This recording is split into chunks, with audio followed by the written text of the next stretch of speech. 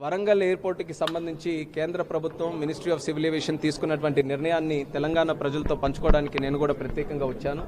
ఎంతో కాలం నుంచి కేంద్ర ప్రభుత్వం నుంచి రావాల్సినటువంటి పర్మిషన్స్ కోసం అలా వెయిట్ చేస్తున్నారు.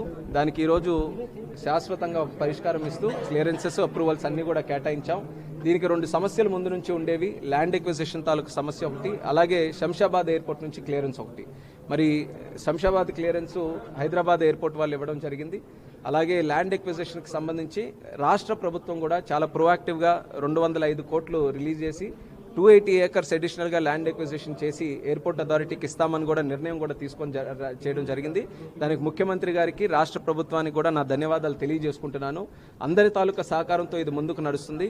అయితే రాష్ట్ర ప్రభుత్వానికి మరొక రిక్వెస్ట్ ఏంటంటే, ఏ చొరవ అయితే ల్యాండ్ ఎక్విజిషన్ కోసం చూపించారో అదే స్పీడ్తో తొందరగా ల్యాండ్ ఎక్విజిషన్ చేసి ఎయిర్పోర్ట్ అథారిటీ ఆఫ్ ఇండియాకి ఇస్తే మేము సిద్ధంగా ఉన్నాం. ఎయిర్పోర్ట్ నిర్మించడానికి ఒక మంచి వరల్డ్ క్లాస్ ఎయిర్పోర్ట్ అక్కడ నిర్మిస్తామని కూడా మేము తెలంగాణ ప్రజలకు అందరికీ కూడా ఈ సందర్భంగా హామీ ఇస్తున్నాం.